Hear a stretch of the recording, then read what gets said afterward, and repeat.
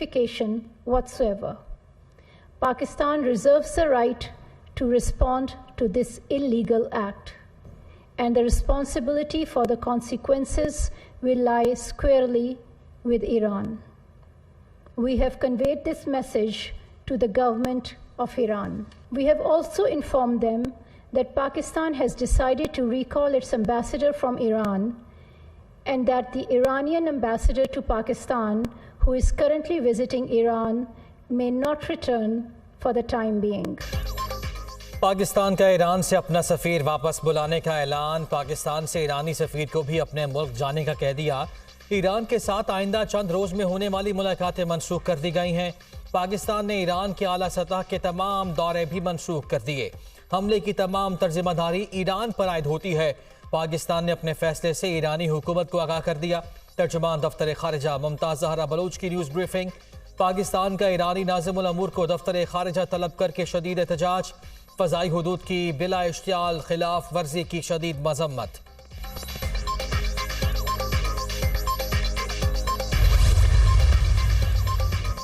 Iran अपनी सरहदों पर दहशतगर्दी की कार्रवाइयों को बर्दाश्त नहीं करेगा। पड़ोसी ममालिक की खुद मुख्तारी और इलाकाई सालमियत का एहतराम करते हैं। ईरानी अवाम के हकूक़ की खिलाफ वर्जी पर हम रद्द-ए-अमल देंगे। ईरान अपने कौमी मफादात के तहफ़्फ़ुज़ के लिए पुरआज़म है। ईरानी वज़ीर मोहम्मद रज़ा इश्तियानी।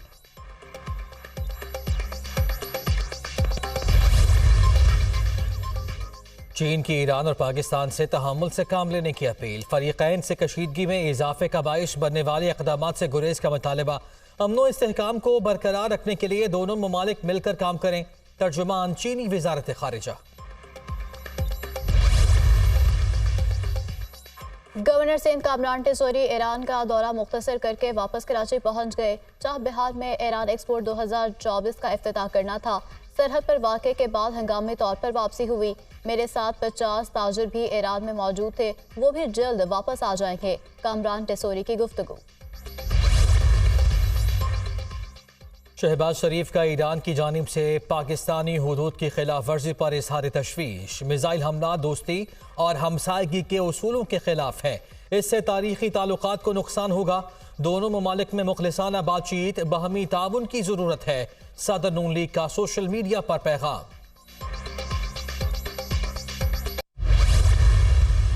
अगर साकिब निसार जो कि एक मोहरा था, उसके जरिए नवाज शरीफ हुकूमत का तख्ता ना उल्टा जाता तो आज पाकिस्तान इन शदीद माशी चैलेंजेस में गिरा ना होता। मगर एक साजिश हुई और हर चीज़ तहबाला हो गई। 2017 में जिस सफ़र को डंडे और बल्ले ने ख़त्म किया उसे दोबारा शुरू करेंगे। पीटीआई से बल्ला हमने नहीं छीना। बल्ला सामने होता तो मुकाबला करते। नवाज शरीफ के दौर में मुल्क तरक्की की तरफ गामजन था, मगर एक साजिश ने हर चीज़ तबाह कर दी। साकिब निसार एक मोहरा था, उसके ज़रिए हमारी हुकूमत को ख़त्म किया गया। पीटीआई ने मुल्क को तबाह किया। महंगाई का तोहफ़ा तहरीक इंसाफ की तरफ से मिला। हमने मुश्किल हालात में इक़्तिदार संभाल कर सियासी कुर्बानी दी। रियासत बच गई, सियासत भी बच जाएगी। अल्लाह ताला की अदालत में पूछा गया तो बताऊंगा कि पाकिस्तान को दिवालिया होने से बचाया। वो दिन जल्द आएगा जब कशकोर टूट जाएगी। पार्टी मंशूर से नवाज शरीफ खुद कौम को आगाह करेंगे। सदर मुस्लिम लीग नून शहबाज शरीफ की मीडिया से गुफ्तगू।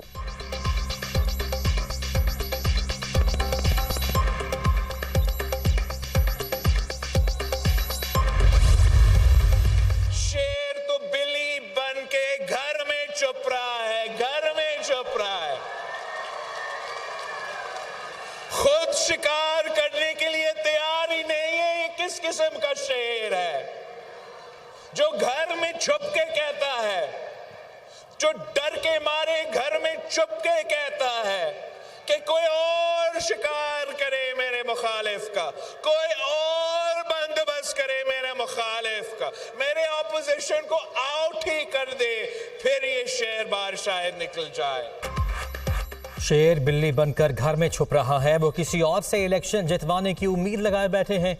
चौथी बार वजीर आजम बनने की कोशिश करने वाले के पास मंशूर तक नहीं। मैं दाएं बाएं नहीं देखता, आवाम पर भरोसा करता हूं।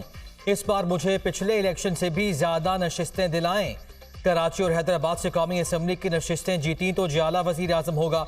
आप मुझे जितनी अक्सरियत देंगे उतना ही काम कर सकूंगा। ये इलेक्शन शेर और तीर के दरमियान है। बिलावल भुट्टो जरदारी का सांगड़ में खिताब।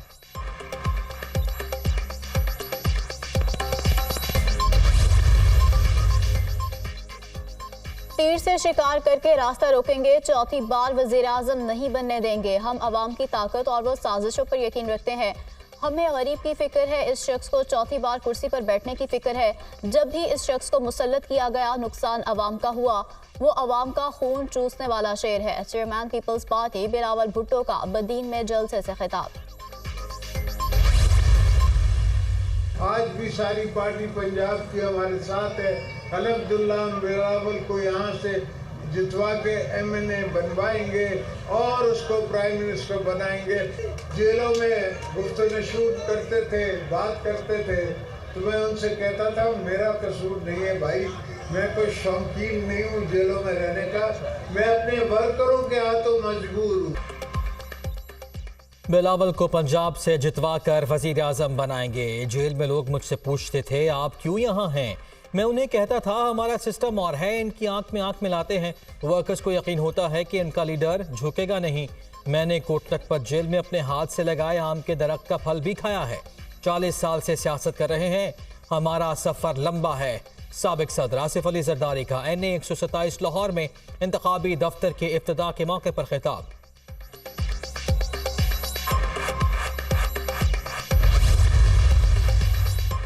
बानी PTI इलेक्शन नहीं लड़ सकते, लाहौर हाई कोर्ट ने भी अपील मुस्तरद कर दी। हाई कोर्ट ने दीगर अहम रहनुमाओं के भी कागजात मुस्तरद होने का फैसला बरकरार रखा। लार्जर बेंच ने शाह महमूद कुरैशी, चौधरी परवेज इलाही और फवाद चौधरी की दरख्वास्तें मुस्तरद कर दी। हमाद अजहर, सनम जावेद और खुर्रम लतीफ खोसा के कागजात मुस्तरद होने का फैसला भी बरकरार। इलेक्शन में हिस्सा नहीं ले सकेंगे। जस्टिस अली बाकिर नशवी की सरबराही में लाहौर हाई कोर्ट के 3 रुकनी फुल बेंच ने फैसले सुना दिए।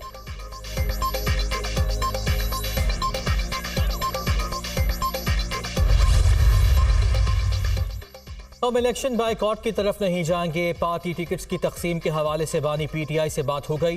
कोशिश है आज रात ही लिस्ट मुकम्मल करके अपलोड कर दें। हमारा निशान हमसे छिन गया, मगर वोटर और सपोर्टर्स हौसला ना हारें। 8 फरवरी की तैयारी करें। हमने शिकवा शिकायत सुप्रीम कोर्ट से ही करना होता है। अदालत पर कभी अदम एतमाद नहीं किया। ईरान को वो जवाब देना चाहिए जो कोई भी खुद मुख्तार मुल्क देता है। रहनुमा PTI बैरिस्टर गौहर खान की अडियाला जेल के बाहर गुफ्तगू।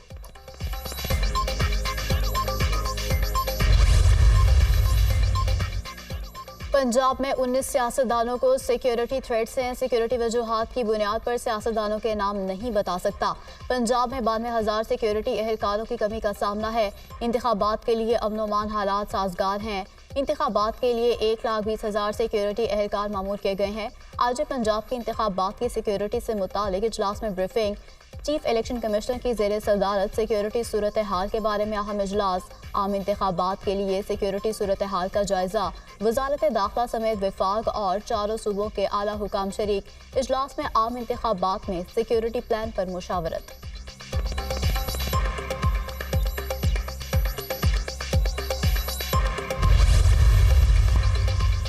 पाकिस्तान को IMF से $70 करोड़ की अगली किस्त मौसूल। पाकिस्तान को जारी करदा रकम $1.9 अरब हो गई। आखिरी इक़्तिसादी जायजे के बाद पाकिस्तान को मजीद $1.1 अरब मिलेंगे। मुत्तहिदा अरब अमारात ने पाकिस्तान के लिए $2 अरब का कर्ज रोल ओवर कर दिया। UAE ने $2 अरब का कर्ज 1 साल के लिए मौखर किया है। स्टेट बैंक ऑफ पाकिस्तान ने कर्ज रोल ओवर करने की तस्दीक कर दी।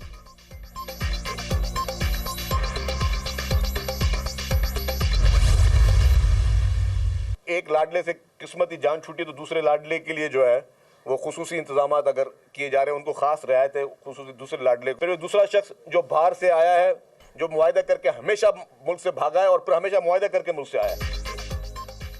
पुराने लाडले को दोबारा लॉन्च किया जा रहा है। एक लाडले से बमुश्किल जान छूटी तो दूसरे लाडले की सहूलतकारी शुरू हो गई। एक शख्स मुआहदा करके मुल्क से भागा था और मुआहदा करके ही वापस आया है। नवाज शरीफ ना मुआहदे के बगैर आता है और ना जाता है। नवाज शरीफ चोर दरवाजे से आने की कोशिश कर रहा है, मगर ऐसा नहीं होगा। रहनुमा पीपल्स पार्टी शर्जील मेमन की नून लीग पर कड़ी तनकीद। मीडिया से गुफ्तगू में कहा 21 तारीख को बिलावल भुट्टो जरदारी लाहौर की तारीख का सबसे बड़ा जलसा करेंगे। चीफ इलेक्शन कमिश्नर और सूबाई इलेक्शन कमिश्नर पैनाफ्लेक्सेस उतारने के वाक़े का नोटिस लें।